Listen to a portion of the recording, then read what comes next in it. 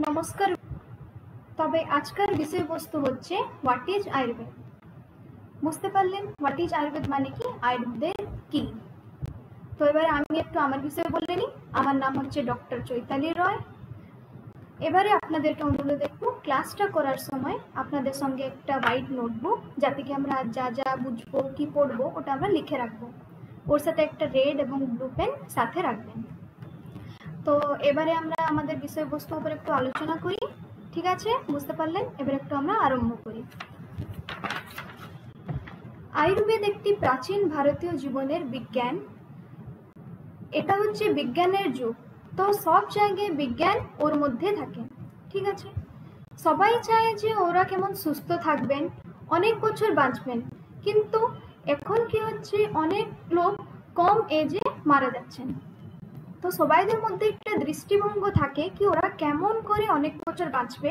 অনেক বছর বাঁচার মানে এ নয় যে ওরা রোগাক্রান্ত হয়ে থাকবেন, ওরা কেমন সুস্থ হয়ে অনেক বছর বাঁচবেন। তবে তবে কি করা যায় না, সুস্থতার জন্য সবাইদের একটা দৃষ্টিভঙ্গি গ্রহণ করে। তো এর মধ্যে আমরা কি রাখবো না, এটাই আমরা কেমন প্রাকৃতিক ভাবে আমরা আমাদেরকে সুস্থ রাখবো, তাই এখানে একটু আমরা দেখব। ঠিক আছে, বুঝতে পারলেন? তো এবারে কি,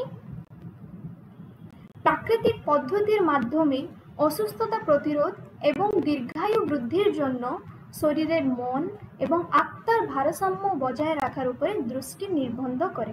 এটা কে করে? এটা আমাদের আয়ুর্বেদ করে।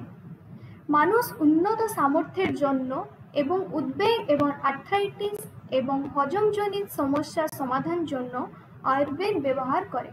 সবাই চায় যে তাদের যেমন হজম শক্তি বৃদ্ধি হয়, সমস্যা সব সমাধান হয়, তার জন্য আমরা আয়ুর্বেদকে ব্যবহার করতে পারি।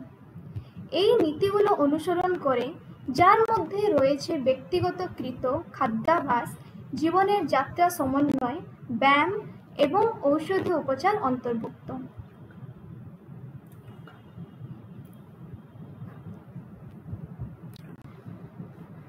এবারে আমরা একটু নজর দিই প্র্যাকটিক্যাল সিট ওপরে।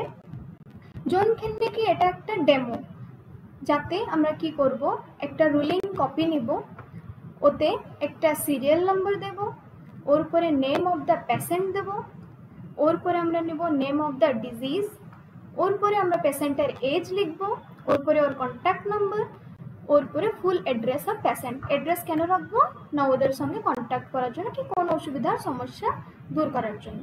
এবার একটা এক্সাম্পল নিয়ে দেখাই। ফার্স্ট সিরিয়াল নাম্বার 1 দিলেন, নেম অফ দ্য পেশেন্ট লিখবেন, যেমন Rashmirekha Mishra. Then name of the disease লিখবেন arthritis and blood pressure in diabetic. Then or পেশেন্টের এজ লিখবেন, যেমন এখানে লেখা আছে 72। Then or contact number, then or full address. নমস্কার।